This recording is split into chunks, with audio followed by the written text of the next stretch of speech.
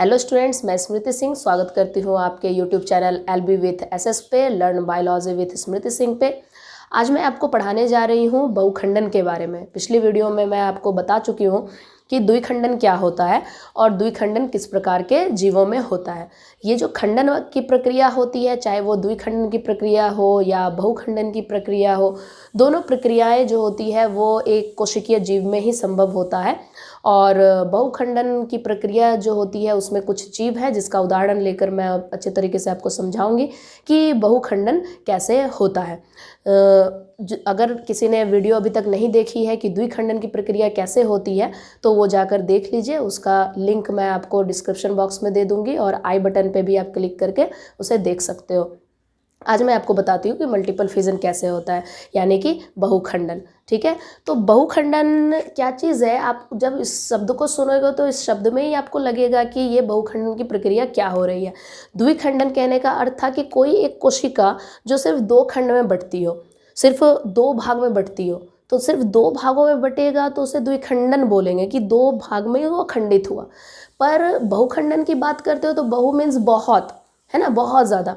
तो मीन्स कि एक कोशिका है जो दो नहीं, दो से ज़्यादा, बहुत ज़्यादा भागों में वो बट के टूटकर अलग होता है और पूरी तरीके से एक पूर्ण कोशिका का निर्माण करता है। उसे बोलेंगे बहुखंडन। मीन्स एक कोशिका बहुत खंड में बट जाती है।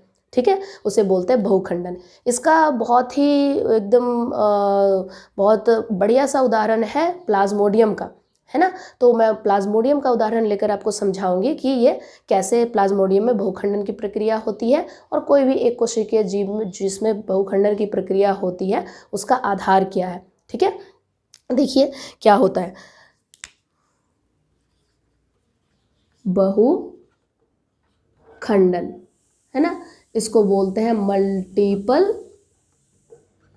फिजन। ये मल्टीपल फिजन कहलाता है, बहुखंडन। ठीक है, बहुखंडन की प्रक्रिया के लिए समझने के लिए बहुत ही बढ़िया सा उदाहरण है प्लाज्मोडियम का। तो प्लाज्मोडियम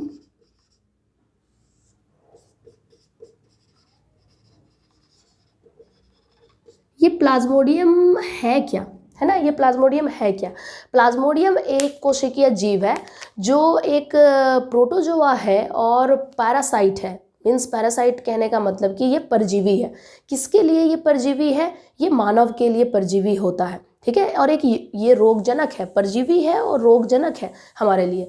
मलेरिया और डेंगू जैसी जो बीमारी होती है वो कुछ प्लाज्मोडियम के कारण होता है।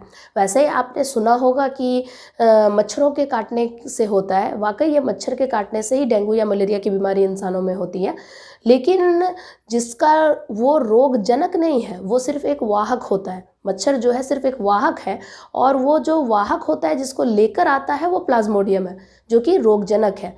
जब मच्छर हमें काटती है, ज़्यादातर मादा मच्छर ही काटती है, मादा मच्छर जो होती है वही रक्त को चूसती है, तो मादा मच्छर काटती है। मादा मच्छर एनोफिलिस नाम की होती है, क्यूलेक्स नाम की होती है। ये सब मच्छर जो होती है वो काटती है मानव को। तो ये मच्छर खास तरह की मादा मच्छर होती है, एनोफिलिस और क्यूलेक्स, जिसमें कि उसके प्रोबोसिस में यानी उसकी जो सुंडिका होती है उसमें ये प्लाज्मोडियम उपस्थित होता है। प्लाज्मोडियम उसके प्रोबोसिस में, उस सुंडिका में रहता है। जब वो मच्छर हमें काटती है तो उसके उस सुंडिका से वो प्लाज्मोडियम हमारे रक्त में पहुंच जाता है और रक्त में पहुंचने के बाद ये बहुत ज़्यादा, बहुत तेज़ी से फैलता है क्योंकि इसमें बहुखंडन की प्रक्रिया होती है। तो बहुखंडन की प्रक्रिया इसमें होती कैसे है, मैं उसमें चित्र के माध्यम से आपको समझाती हूँ। मैं चित्र बना लेती हूँ जिससे आपको समझने में आसानी होगी।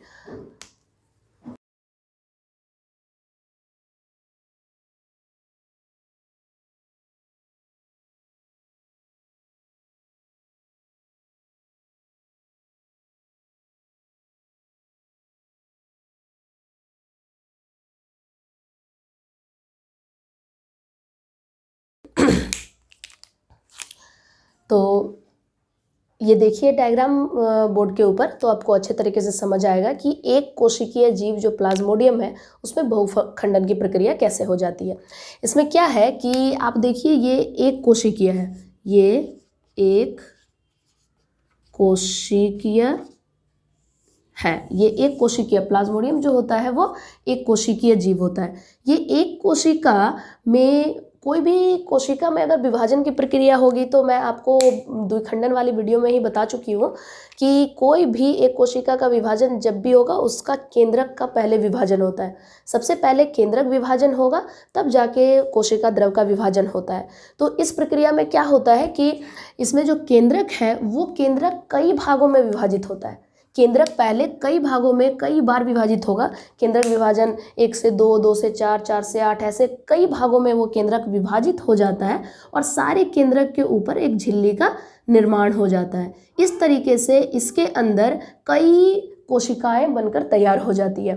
तो इसमें केंद्रक विभाजन जो है वो केंद्रक विभाजन कई बार होता चला जाता है और होता होता ये आखिर में ढेर सारी कोशिकाओं का निर्माण कर देता है। तब फिर जो आप देख रहे हो इसके अंदर ढेर सारी जब कोशिकाएं बनकर तैयार हो जाती है, तो इसकी जो पुरानी वाली झिल्ली होती है, पहले वाली जो जनक झिल्ली होती है, वो झिल्ली एक सिस्ट की तरह हो जाता है। सिस्ट कहने का मतलब होता है एक पुटक। पुटक कहने का अर्थ क्या हो गया कि पूरी तरीके से इसको ये सुरक्षित एक लेयर हो जाता है, एक सुरक्षित कवच बनकर तैयार हो जाता है। तो सिस्ट एक कवच हो गया, जो छोटी छोटी कोशिकाएं, जो पुत्री कोशिकाएं अंदर में नई कोशिका बनकर तैयार हुई है, वो सारी कोशिकाओं को बाहरी वातावरण से वो सुरक्षित रखता है, उसे सिस्ट कहते हैं। उसके बाद कुछ समय और कुछ वक्त बीत जाने के बाद ये जो सिस्ट होता है वो सिस्ट टूटता है, ब्रेक करता है। वो टूटने के बाद अंदर जितनी सारी कोशिकाएं होती है वो सारी कोशिकाएं बाहर निकल आती है। तो सारी कोशिकाएं जब बाहर आ जाती है तो आप देख सकते हो कि एक कोशिका जिससे कि कितनी सारी कोशिकाएं बनकर तैयार हो गई, इसलिए इसे बहुखंडन कहते हैं। और ये बहुखंडन का बहुत ही एकदम बेस्ट उदाहरण है, बहुत ही बढ़िया उदाहरण है, जिससे आपको आसानी से समझ आ रहा होगा। इस डायग्राम को देख करके, इस चित्र को देख के आपको समझ आ रहा होगा कि एक कोशिका कैसे कितनी सारी कोशिकाओं में बंट जाती है। ये जब कोशिकाएं बहुत सारी कोशिकाओं में जब बढ़ जाती है, और ये प्रक्रिया मानव के शरीर में भी हो रहा होता है जब ये प्रवेश करता है हमारे शरीर में, तो इस वजह से मानव में बड़ी तेज़ी से जो है प्लाज्मोडियम फैलने की वजह से डेंगू और मलेरिया के पेशेंट जो होते हैं बहुत जल्दी कमज़ोर पड़ने लग जाते हैं। इस शरीर पे वो बहुत ज़्यादा तेज़ी से फैलने लग जाता है, क्योंकि इसमें बहुखंडन की प्रक्रिया होती है। तो मैं आशा करती हूँ कि आपको सारी चीज़ें समझ आ रही होगी। अगर आपको अच्छा लगा तो लाइक करिए, और अच्छी वीडियोस और पाने के लिए आप इसे शेयर करिए अपने दोस्तों के साथ। अभी तक आपने मेरा चैनल सब्सक्राइब नहीं किया है तो सब्सक्राइब कर लीजिए, ताकि आपको और भी अच्छी वीडियो मिलती रहे। और नोटिफिकेशन बेल को प्रेस करना ना भूलिए, क्योंकि उससे आपको नई वीडियोज़ अपलोड के बारे में पता लगता रहेगा, जिसे आप अच्छे तरीके से देख सकोगे और सीख सकोगे। तो चलिए आज के लिए इतना ही, बाय।